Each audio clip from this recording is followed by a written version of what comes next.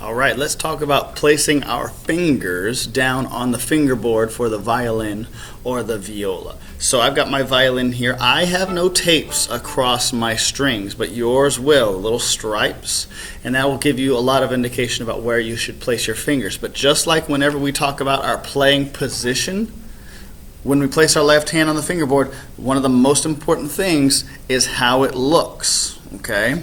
So let's start in rest position, and I'm going to place my arm right here. And the most important thing is that your violin or viola is up at an angle. Here, I'll be a mirror image of you if that helps. So your scroll should be pointing up this way like me. Act like you're looking into a mirror.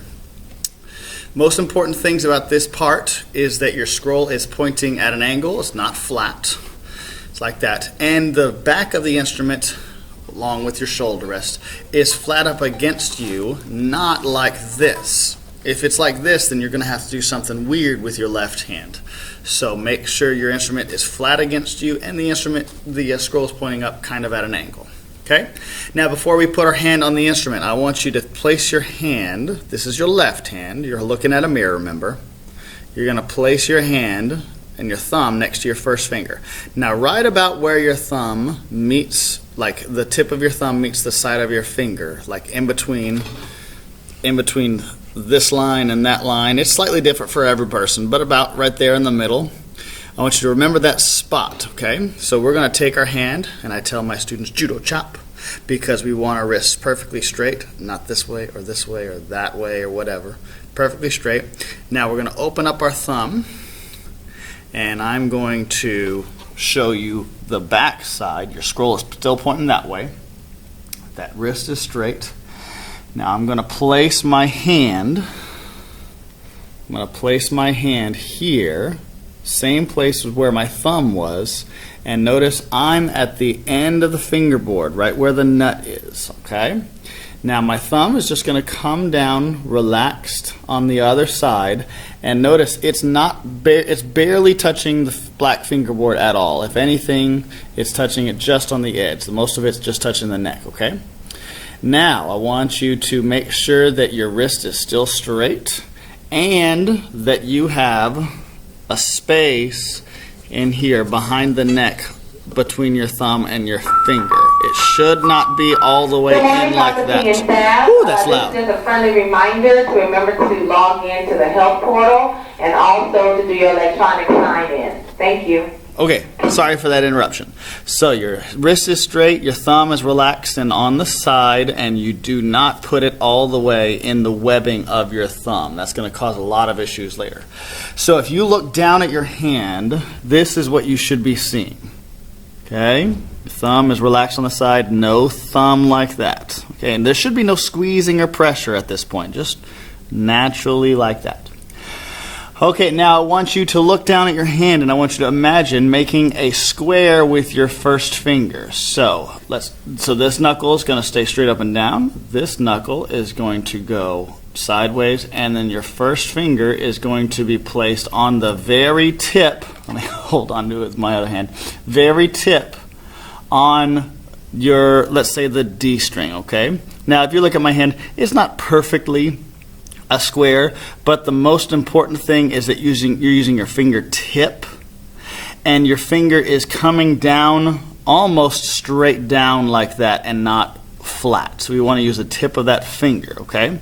Now, if it's difficult for you to squeeze that hand with your finger with your hand against the fingerboard, what I want you to do, your thumb should still be there. I want you to try and put a little bit of space, a natural amount of space, between the neck and your hand now, okay? And just like you're holding something, like holding an M&M, you would hold it between your thumb and your first finger.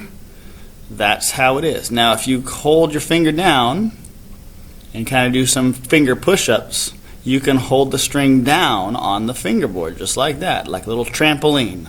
Boing, boing, boing, just like that. All right, so now with your first finger still there, I'm going to have my second finger reach out to the next tape. Now you should have another tape that has a little bit of space, and just like your first finger, the fingertip goes down like that. Okay? Now, if you look at your third tape, it is right next to your second tape, and that's on purpose. So if your third finger goes on the tape, these two should be best buds, just like that, okay? Now, this is everybody's most difficult one, the pinky, and it is not right next to your third finger. It should have a space next to it, and it's no exception. Make sure that your pinky is going down into the fingerboard and it's not flat, okay? So let's go over those steps one more time. So I'm going to start off like a mirror image of you. Start off with the instrument flat against your body, scroll pointing at an angle, up and at an angle. So with your left hand, you're going to make a judo chop and open up that thumb. You're going to put your hand here on the edge of the fingerboard, and then, ooh, my alarm's still going off. Come on now. Sorry for that. So your hand is going to go against the fingerboard, just like that, and your thumb is going to lightly tap the side. And if you remember, your thumb does not poke out the top. Should be just down here, okay? Now, you keep your instrument up against you. I'm going to kind of make it look like you're looking down at your instrument. So if you look down at your instrument, this is what you should see.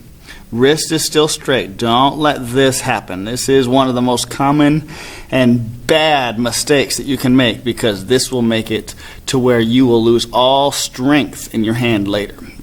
Straight wrist. Thumb and first finger are partners, with the very tip of your first finger on the string right where the first little tape, the first little line is. Hold it down. You can do little finger push-ups, okay?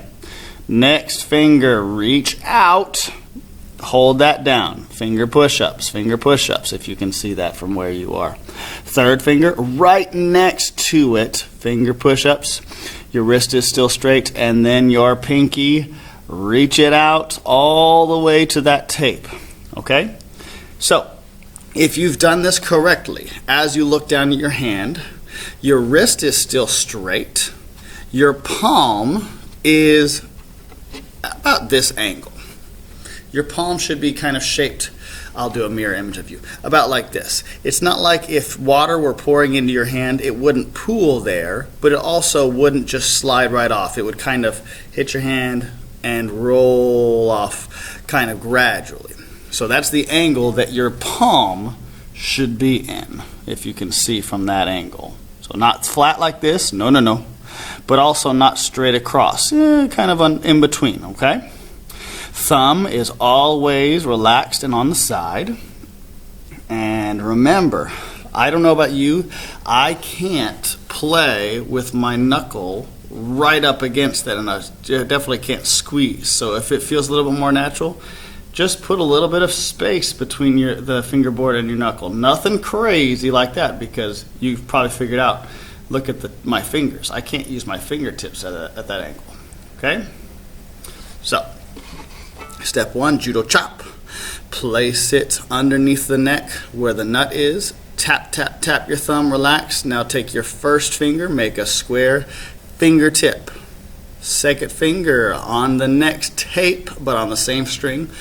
Hold it down on that tape. Third finger right next door to that, place it down.